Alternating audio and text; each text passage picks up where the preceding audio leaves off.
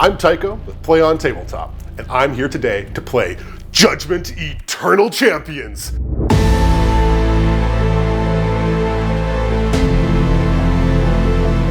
Judgement is a highly competitive, two-player strategic tabletop wargame with MOBA elements. It's got amazing champions. You can do all sorts of really cool stuff, slay monsters, go up levels. I can't wait to show you how cool this game is. Judgement is an amazing tabletop game that combines my loves of MOBA style games and tabletop miniature games in a really compelling way. I'm really stoked to be able to get into the nitty gritty and find out about some of the nuances of the game. Ista's an interesting warband. They're a little bit defensive. My powers are a little bit more about nuances rather than sheer numbers of hexes moved. I'm gonna have to be a little bit cagey and smarter than my opponent to make the Ista powers work for me. At the same time, it does allow me to be a bit riskier with some of my aggressive characters in that when I do come back from death, I do not get much of a penalty as compared to some other warbands. I'm really stoked to bring you a special guest that I get to challenge, Peter from Creaturecaster, one of the creators of the game. So I'm Peter, I'm from Creaturecaster, and we are here playing Judgement, which is gonna be our new release coming to Kickstarter in April. We, as a company, first found out about a Judgement at Adepticon when Gunmeister Games brought Judgement to Adepticon, and we actually played a demo game with the team there, and we were like, oh, this is a really cool game. We had a lot of fun, and we sort of stayed in touch with the Gunmeister Games team over the years. And ultimately, Andrew and Jeff wanted to be able to expand what was happening with Judgement. They wanted to change some things about Judgement, and Creaturecaster seemed like a perfect partner for doing that. We have been just really focused on making the most beautiful models in the world. That's been sort of one of our core focuses, and that was the art direction, the ability to produce the models, the ability to distribute the models around the world. You know, those were the real strengths that Creaturecaster brought to the partnership. Krognar is the evil sort of shadowy god, and he's reflected in that by having these heroes that are sort of very mobile. They're able to move all around the map. They're able to jump from place to place. They're maybe a little bit less strong in being able to tough it out toe to toe, but they have so many ways of escaping and so many ways of gaining advantage through maneuverability. I'm ready to play. We've got it all ready to go. Let's do this. Generally, you don't want to choose this side of the table with these heroes. Why is that? Because the wall is blocking and you don't really have a lot of ranged attacks, so. Shall we roll? Fantastic, let's do it. Well, I'm gonna go first. Going first, I'll be able to be a little bit more aggressive with the monsters. what? Do you want to go kill Gloom before I can go chop him apart with Brock? I'm gonna choose to go first here because I want to get the jump on the monster. If Tycho goes first, Brock has a really good chance of grabbing that monster and killing it. And the strength of Ista is in sticking together. So if they're able to get the monster and then move over to the shrine, that puts Krognar at a bit of a disadvantage. Well, this isn't ideal. Ideally, I go first and Brock goes and slaughters Gloom and I get off to a great lead. But that's not looking like how it's gonna go here. So, although I probably should retool and make a better plan, I think I'm just still gonna go all aggressive because that's how I play. I'm first player, so I have to deploy first. With the effigies, you can move directly through them. You can't end your move on top of them. And I'm not sure which way Domnegar wants to protect yet, so we'll go with that. You've got the mirror match going. Yeah. Awesome. In the first communion phase, we skip pretty much everything other than the monster is going to spawn onto the board. And a fate. And both players get a fate. Then it is my first turn. This is pretty classic play to be very aggressive and just try and charge the monster with Rakir. He's got a movement of 3, +2 for charging, easily makes it. Right like that. And that costs 2 action points. It does. The charge is a combination, gives me the bonus to the movement, and it also gives me a bonus to my attack dice. To calculate dice, I take Rakir's melee attribute of 7 and subtract Gloom's agility attribute of 4. That gives me 3 dice base. And then I add 2 dice for the charge. So I have a total of 5 dice. Ooh. Ooh, so that's a glance. not a very good roll. So I have to choose 3 dice out of the 5 dice I rolled. I will be taking the hit and the maneuver. A miss basically just means you don't really get that dice. I am going to do a glance on Gloom, which for me does 2 damage to Gloom. 8 health, down to 6. And I am going to decide that that is a fail for me, and I am going to push Rakir out of combat. I will do a 0 AP ability to drop a shadow orb. That means that I'll be able to get back over here. That shadow orb won't block movement or line of sight or anything like that. It's just sort of a marker. And for my last AP, so Rakir's gonna hop into the smoke, which will give him invisibility. That was a pretty rough roll. Could have spent the fate and re-rolled it, but that would leave my Rakir vulnerable. Brock is going to take Rakir down pretty quickly. The smarter play for me was to abandon Gloom at that point, and hopefully I can set up for the next turn and jump on Brock. Well, Brock has pleased his punch. You've gone and softened up Gloom for me. I did. I was, feeling very generous with you, Tycho. All right, well, thank you. I appreciate it. Brock is gonna take the low-hanging fruit there. All right, so I have 7 dice. Gloom's agility is 4, so that leaves me with 3, but I'm charging, which gives me another 2, so I have 5 dice for this charge. And I'm really hoping for a critical here, so I can backswing Gloom down. Pretty good roll overall. It's a solid roll, solid hit. But you know what? I think I'm gonna use my fate here and re-roll that. Because I really, really want to chop up Gloom here. Oh no! Oh, yes. Yes. Well, that didn't work at all. Your greed has punished you. My greed has punished me good. Doesn't get any better for Krognar when Brock completely fails to do any damage. So I'm just going to take my second swing and hope for the best here with my last action point and see if something can happen. So that's another glance, and that should take 3 actually, because I'm a monster slayer. With my last maneuver on that attack, I'm actually going to push Gloom into Rakir, hopefully so that you take any ensuing aggression from the beast. We will. There's probably now going to be a combination of pushes back and forth. Right, shoving him around. Shoving him around. So Gloom is a beast, and we keep calling him he, but Gloom's actually a female wolf, yeah. That's 8 dice. I have an agility of 4, so that'll take you down to 4, I'm not but charged, still so. gonna hurt. Oh, look at that, critical hit. Critical hit. So that's, I think, 6 damage to Rakir, which is Oh my, it is. a lot of damage. Rakir's a aggressor, so he doesn't have tons and tons of health. So he'll go from 15 down to 9. You didn't get the kill, but you did some pretty good damage there anyway. Now I'm going to choose my second activation. So I can't activate Rakir again. You just get to activate each hero once for the round. And I am going to want to take out Gloom. And I'm going to use Skull to do that. Skull doesn't have line of sight to Gloom right now, because even though you can move through your effigy, you can't see through your effigy. So I'm gonna have to take a regular movement so I can get a line of sight to Gloom. 1, 2, 3. Then he's just going to charge. So that's 1 AP to do the advance, and then charging is 2 AP. So that's an advance and an attack. Skull is not the best warrior, but he is got a melee attribute of 5 minus the 4 agility of Gloom. Just 1 dice, but I do get 2 more for the charging. More enthusiastic than accurate. Oh, that's solid blow. So those enthusiastic swings killed Gloom. Skull will go to level 2, and Skull is a pretty unique character. When he levels up, you have to choose whether you want to become a warrior or whether you want to become a mystic. And I am an aggressive player, so I'm going to take the warrior, which means that I now have a new attack called Combo Strike. I will also gain 1 fate point from Gloom's bounty.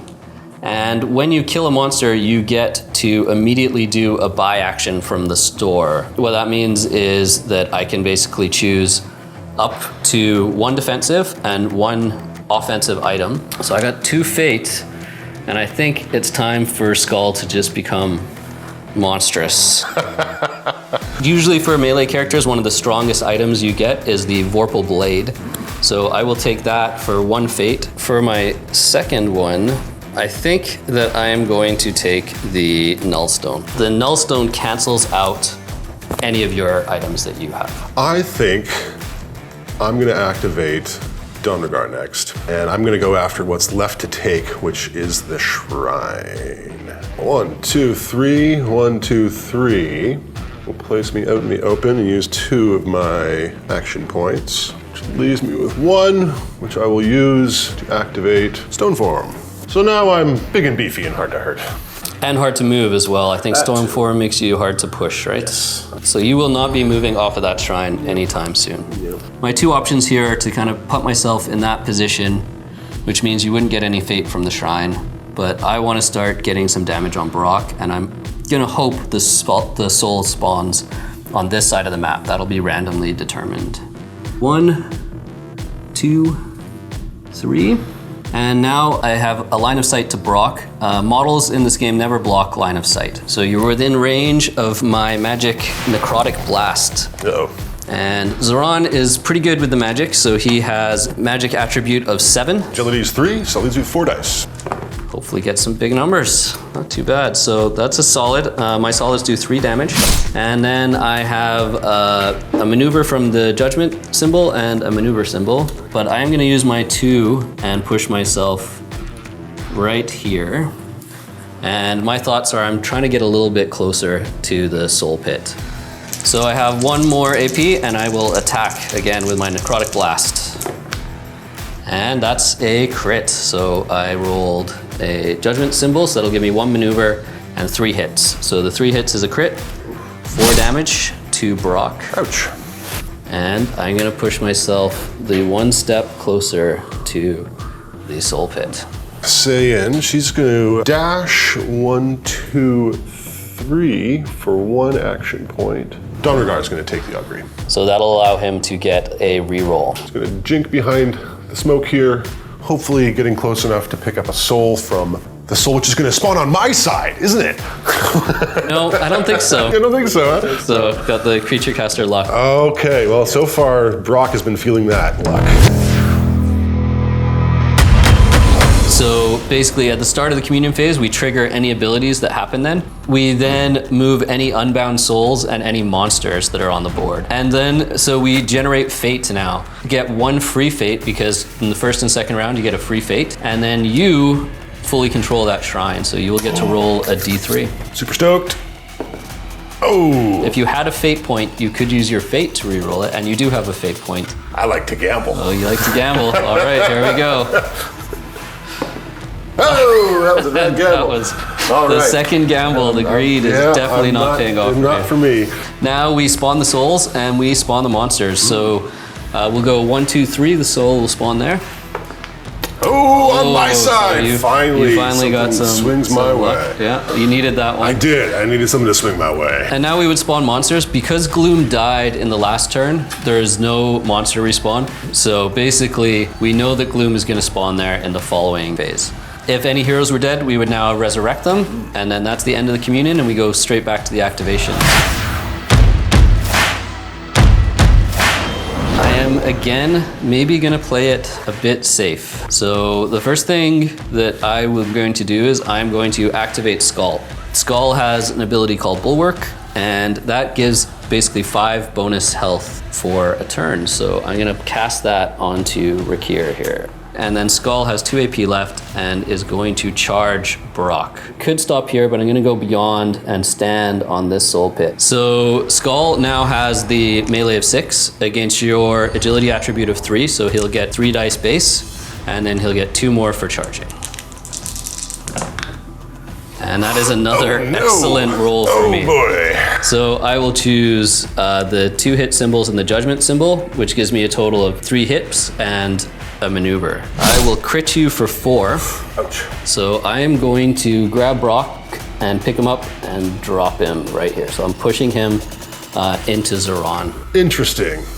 Well, Brock is alive. But if I charge off I'm going to get parting blowed very heavily. You will on the get skull there. multiple parting blows. But I think I do need to activate Brock before I do not have the opportunity to do so. Well, this is an interesting situation. I'm not feeling great about my positioning here. Brock is alone. I'm a little bit worried that I have exposed myself too much, that my aggression might come back to bite me.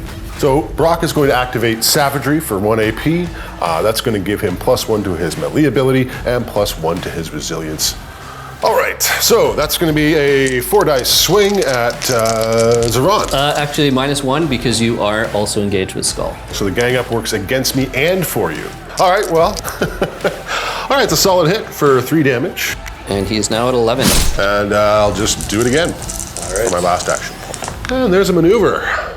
Okay, so that's a glance for 2, I believe. You can push yourself out of Skull's range, which is pretty good. Push Skull away. I think I'm just going to do that. Okay, I will activate, because you stayed engaged with Zoran. Zoran's not allowed to use his magic attack. He doesn't have point blank, so I can't shoot my magic at you. I'm going to have to charge you with Rakir. And Rakir is going to sidestep and charge like this. So Rakir has the melee of 7. You have an agility of 3, so I get 4 dice to start. I get 2 more dice from the charge, and I get 1 dice because I have Zoran backing me up. So 7 dice. So I crit for 5. Ouch. -1 because you do have resilience, so it's 4. I don't know if that kills you or... It does not, because I had 5 health left. Ugh. So, Okay. huzzah! I am Huzzah. still alive! You're still alive. I am going to have to attack you one more time with Rakir. I get the 4 dice. Nothing for charging, but I still get the 1 for the assist from Zoran. So I crit you again, and I got a maneuver. Ouch! Took down Brock. Generally, you want to focus on aggressors. They're the ones who can put out the most damage. So if you're able to remove them from the table, you are basically putting down twice as much damage to your opponent. The order of which you die here is actually pretty important. So we always resolve the death first. So that means that Rakir is going to go up to level 2. And so I got a little soul, and I'm going to put that on Rakir's card. When I get a soul, that deals 4 damage to your effigy. Then we remove Brock, because he's dead. He's dead. I could now use my maneuver to push Rakir into the space where Brock was, which would be good for controlling the soul, but I know Gloom is going to respawn, and I don't want to be adjacent to Gloom. Well, so what I'm going to do is activate Saiyan next. I'm going to keep my eyes on the goals of winning this game. I'm going to attempt to pick up the soul of Saiyan, because she can do so from 2 range, because she is a soul gazer. And she needs to hit normally a 12, which would mean a 6 on these dice, but I only need to hit a 5 because I'm assisted by Donragar. That'll do it. That does it. All right. So you have harvested the soul. And so she's gone up a level.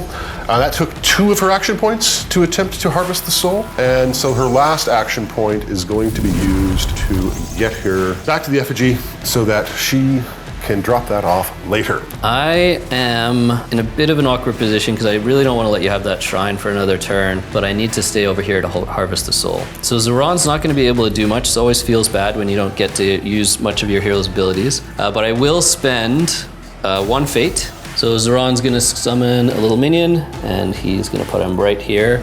Minions work in kind of a special way, so they only get 2 action points.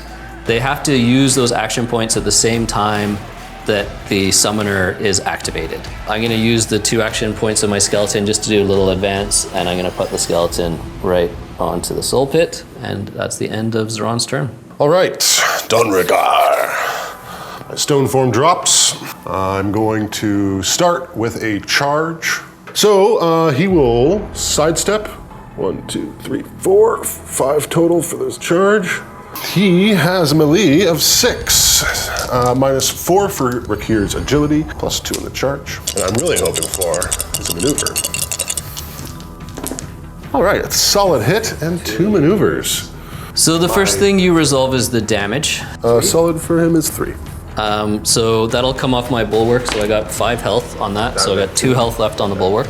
With this, I've done my damage, and now I'm going to push Rakir twice. And I'm going to use my last action point to activate Stone Form, so that I'm big and tough in your deployment zone. Look at me. That is all the heroes have activated. It's the end of the round. So again, you activate a hero last, so I remain first player. So now we get to generate fate. Now we don't get any more free fate, but you get 1 fate for every soul you have. I'm standing on the soul pit. I'm gonna put the soul right here. I am also standing on the monster pit, and I'm going to spawn the monster up here. As soon as the monster spawns, it attacks adjacent models, but it'll only attack the model with the highest health, so it only attacks once. All right, so Gloom's gonna try and bite Rakir. His agility is 4, so that leaves me with 4 dice from my melee of 8. Here comes Gloom. Okay, that's a solid hit for 5 damage. I have the bulwark with 2 health left on it. Rakir loses 3, down to just 7 health. Not a lot. So heroes now spawn. Brock comes back to life. That is over to me then, and I get the first activation of the round. Rakir is going to attack Gloom. All right, that was actually an incredible roll. So that is going to do 3 damage to Gloom. I'm going to use my 2 combat maneuver symbols, and that allows me to apply poison to Gloom. Uh-oh, you're just gonna off him right here, aren't you? So once a model is poisoned, Rakir has a special ability he can use called Toxin. I just have to spend 1 fate. It doesn't cost me any AP. I get to roll 2 dice, and that'll be the amount of damage the model takes. Oh, look at that. So 9 blows up Gloom. Splat. Rakir will go up 1 more level, so he races 1 damage. He's now at 18. So I get 1 fate from the bounty, and I am allowed to make a purchase action. I think I'm gonna purchase the Boots of Agility for Rakir. So he uses up my 1 fate, and he will now have +1 agility, so he has an agility of 5, which makes him pretty hard to hit. Rakir is going to charge Donragar. Donragar has activated Stone Form, so he only has an agility of 1. Rakir has a melee of 7, so that gives me 6 dice, plus 2 more for the charge. I will take the 2 judgment symbols, so you take 2. And then I could push myself away, but I am extremely greedy, so I'm going to use my combat maneuver to poison you instead. Wow. So that's the end of Rakir's turn. Sayin, she is going to bank the soul for 1 AP, and then she is going to give an augury to Brock. I don't know, gives you some issues, hopefully. Choices I've got to make. For me, I'm going to activate Zoran, and I'm going to try and pick up this soul. He has a soul harvest ability of 6, and then with the 2 it gives 8, so I only need to roll a 4. But I make it barely. So Zoran will get a soul, and he will go up a level, so he has 15 max health now. So the skeleton is just going to charge at Brock. Skeletons are terrible at combat. They have 1 dice, because you never get less than 1 dice. But then I did charge, so I'll get 2 more. That's awesome. Basically as good as a skeleton could get. A solid blow to you, but then I have 3 pushes, and I am positioning him 1, 2, 3. So Brock got tackled. Like this is like the linebacker skeleton from hell. I need to reassess about this whole summoning thing. Those skeletons are nasty. So skeletons, you know, you're not expecting to get a lot out of them. They're there to sort of interfere with the opponent. And I got lucky with my roll. I pushed 3 times onto Brock and knocked him basically all the way off the map, which kind of removed him out of play. So it was awesome. I still have 1 AP left on Zoran, and Zoran is going to cast Vampiric Touch onto Rakir. Vampiric Touch has a range of 3 hexes. It's a leech of 2. Because of Brock's terribly short stature, he is going to use a charge action just to get out of the corner and go kill that skeleton. Come on, Brock, get yourself out of this hole. A nice solid 5 damage to the skeleton. Skeleton only has 4 health, so is dead. And that also leaves me with 2 maneuvers. Because I respawned this round, I only had 2 action points to spend. My charge ate up all of that. But I did manage to make the smoke to hopefully give himself invisibility against Zoran. So Skull will activate, and he is going to charge at Donragar. Sidestep for 1, charge 1, 2, 3, 4. Remembering that Donragar has got Stone Form active, which reduces his agility to 1. Skull has a melee of 6 with the dagger. So he will get 5 dice base, and then he will get additional 2 dice for charging, and then 1 more dice because Rakir is there helping out. That's a critical hit, huh? That is a crit, but that is not what I wanted because a crit won't do much to you. Oh, so I take 2. Just 1, because yeah, you have resilience of 3 with that stone form. Skull has dual wield, so he gets to swing again. It's the same number of dice, but I'm no longer charging. Still a big pile of dice. Still a big pile of dice. Yeah, I'll do the crit and do the 1 damage. Not impressive, despite all those dice being rolled. And then I will put the bulwark here on Zoram. Here we go. He'll just start by activating a swing with his greatstaff for 1 AP. All right. Oh, that's almost exactly what I wanted. Yeah, you did get a hit, so that's 2 damage. And I will push Rakir next to Zoran there. Let's keep on bashing away. Nope. Nothing. So I will activate Stormform. And that is the end of round 3. Okay, so no unbound souls, no monsters. So now we generate our fate, and I have 2 souls. So I'm up to 3 fate. Look at Yes. all that fate. And you control a shrine. So I get to roll a D3. That's another one. And a soul spawns too. And that spawns next to you. Look at that! I'm gonna activate my effigy power. That's gonna give me nimble and fly. Nothing quite like flying dwarfs. That's right. I am going to activate Rakir, and he's going to attack. So Donragar has a agility of 1. I have 6 dice, plus 1 for Skull helping out.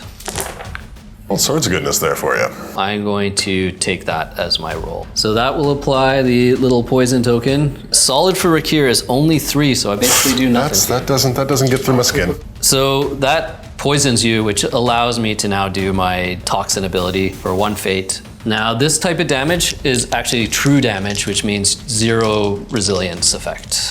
So that is 5. Only 13 hit points left on poor old Donragar. And I'm going to attack you again. And Donragar, still at agility 1, can't go below agility 1 even though he's poisoned. So I will do 6 dice plus another 1. Oh, where was that last time? Okay, so that's a crit and 3 maneuvers.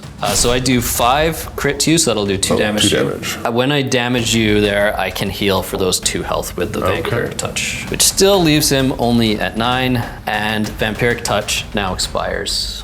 Donragar's been sitting right next to my effigy. I can't move this guy with pushes. He's got stone form, and I can't kill him. He's got too much resilience. I'm really struggling to get rid of this guy.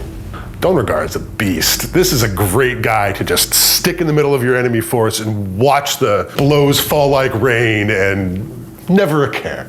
And then for my maneuver, I have a special ability from my level 2, which is called Escape. I can place a Shadow Orb token in any unoccupied hex adjacent to me, and then I can make a Shadow Step. I don't want to place another token down. I'm just going to Shadow Step right over to here. And then I have 1 AP left, and I will put Rakir's soul onto the effigy.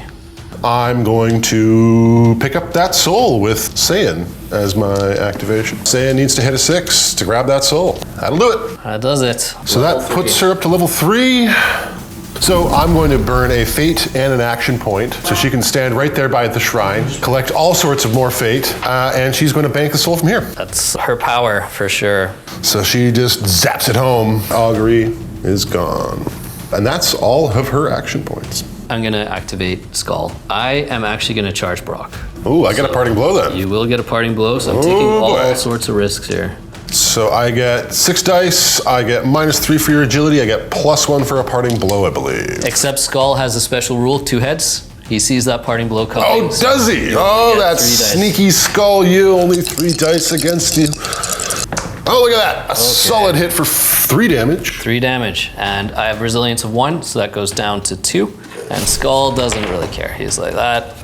Barely tickled. Barely tickled. And I am activating Skull's ability that he gets, which is the combo strike, which I can use while I'm charging. And this gives me a new weapon. I now have my melee of 6 versus your agility, so that's 3 dice there. I get 2 more for the charge. And combo strike gives me 1 more.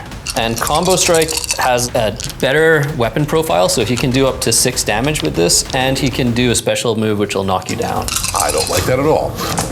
Oh, wow. Oh, look at those 3 judgments. Yeah, oh, no. That is going to be perfect. You're going to be knocked down and stunned from that. So it costs 1 maneuver to do my special knockout ability, which will give you knockdown. Best token in the game, in my opinion. Best token in the game. There you go. Smashed into the ground. And you're also stunned. So what is knockdown means I can't run away, obviously. Knockdown reduces your agility to 1, but it also takes 1 AP to stand up, and you're stunned, which take another AP to stand up. And it was a crit, so you take 6 damage. Ouch! And I'm a dual wielder. So now I've also knocked you onto the ground and I get to dual wield against you, which means you have agility of 1, I have melee of 6, so I get 5 dice now. But dual wielding is -1 dice from wield. So I will glance you for 2. Your activation. These 2 go away by me standing up. Yes. I am going to try and use my axe to attacking skull. That's what I needed. That's solid. Just a glance. I'm going to maneuver myself here, and I'm going to maneuver you here. Here we are, fighting in the fog. Fighting in the fog with axes. I have Zeron left. So he's going to start, and he gets to summon a skeleton because he's carrying a soul around now. He doesn't have to spend the fate. But I'm gonna charge Brock with Zeron. Oh, daggers out. He's gonna go right here. I have a melee of 5. You have 3, I believe. I do. So I get 2. I get 2 more for the charge, and I get 1 for the assist. Oh, I am spending a fate. Oh my, trying that again. I need some maneuvers here. Okay. A maneuver. Solid hit and a maneuver. That will do a total of 2 damage to you. And then maneuver, I'm gonna push you into this. To the lava? Yeah. So I take another one? You do. Ouch! So the skeleton has 2 actions and has a melee skill of 2. So I'm just gonna attack Donregar there and see if I get some maneuvers. So nothing from the skeleton. So I will cleanse to get rid of the poison. And that gives me 4 dice to attack the skeleton with. That's a solid hit for 3, which is not enough, is it? No, gives you 2 maneuvers. Push the skeleton to here and myself to here. All right, I will swing at Zeron then. 6 minus 4 leaves me with 2 dice. That's a glance and a maneuver. All right, I'll take the glance for 2, and I will maneuver myself into the smoke.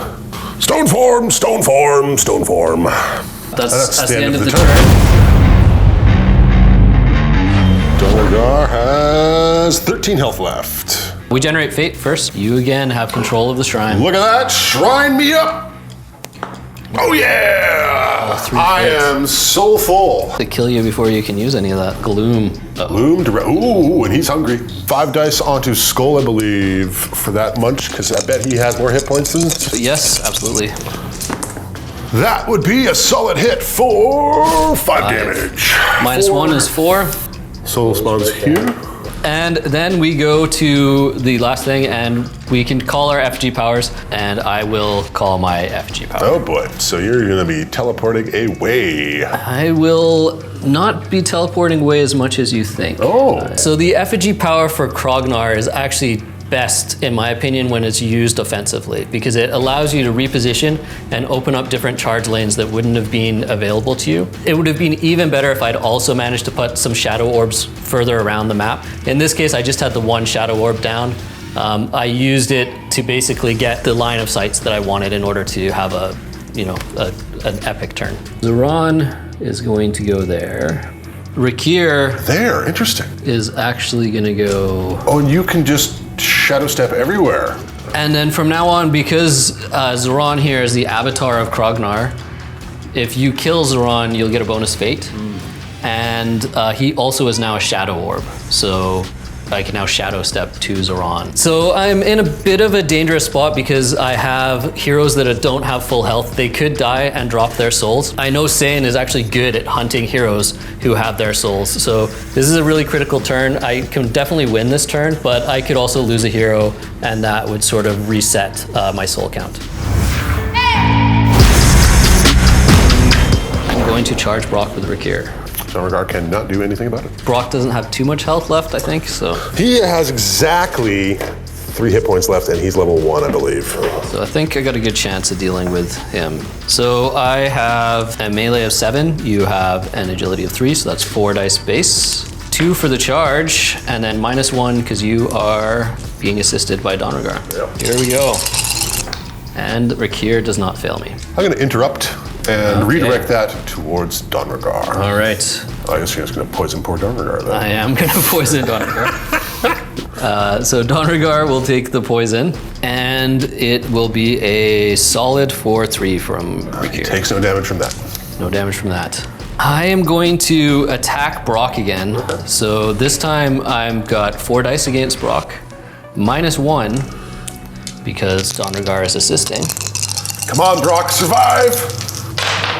Bye, Brock. So Brock will die. So Rakir gains Brock's soul. He goes up. He is now level 3 and he's at maximum health. I do have my escape combat maneuver. I will drop another shadow orb. So Rakir is just gonna peace out behind the effigy. There's no real way to stop you unless I can take down Zeron. I'm going to activate Donragar next. He's going to spend 1 fate to cleanse the poison. The stone form drops away. Charging away, raw. So he gets 6 base. I have agility of 4. 4. Leaves me with 2. I'm charging, so that's up to 5, but I'm ganged up, so it's down to 3.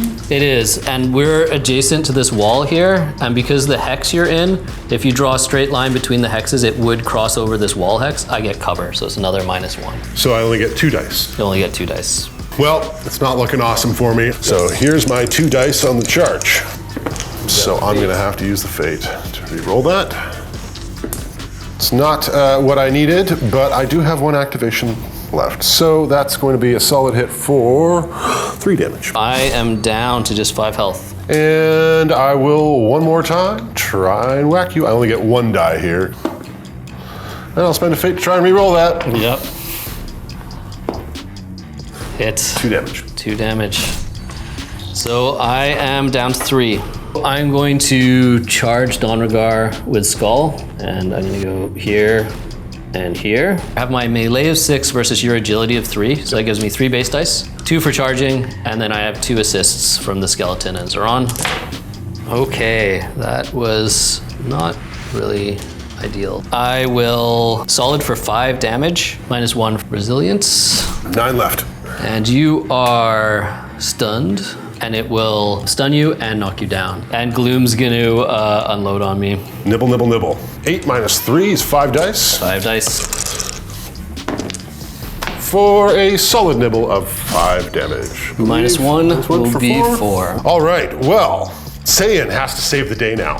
I haven't had a lot of breaks, but I've got some really cool tech on Saiyan.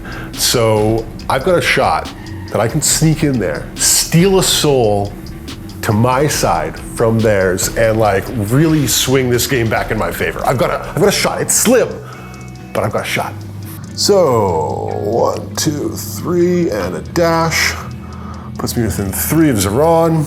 So she's got a magical ability of 7. That's a lot of dice. You've got a defensive 4, so leaves me with 3. You are knocked down, so you cannot engage Zeron, Okay. but Zeron is engaging you.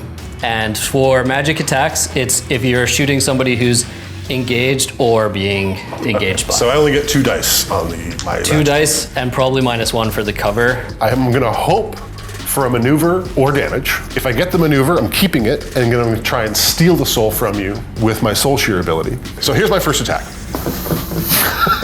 It's a miss. It's okay, it's okay. I've got fate for this. Come on, Saiyan. That's really not very helpful, Saiyan. I guess I can't just keep spending fate to re-roll it forever. Yeah, 1 reroll only. Right, okay, it's okay. I've got 1 more shot at this. But I get another attack here, and I do have fate to burn. So that's a hit, but I really need the maneuver. It's not what I was looking for, it's okay. I've got fate for this. Pulling out all the stops. Pulling out all the stops. You know, it's not okay anymore. I think that Saiyan has failed, deeply failed me. Saiyan blows a whole lot of fate to stand around and do nothing. You know, that was really close. If Tycho only needed to roll a 50% chance, he had fate, so he could re-roll it. You know, I know the game's basically in the bag for me now. So Zeron does get to activate. I'll spawn a skeleton, and then I want to just try and harvest that soul. And if I get the soul, I win the game. So that's a dramatic roll. I need a 5. 5 or higher. That's it. 10. Victory! So Zoran, as fitting for the Avatar, takes the final soul, Look at that. reducing your effigy to nothing. Beautifully done. I crumble into dust. This was a really tactical game. It was pretty exciting. You know, usually the monster dies in the first turn, but the fact that I didn't do a very strong attack and chose to pull back, then set Tycho up for the monster takedown, but he also failed, and I think that was sort of like a big turning point to the game. Well, that was a blast.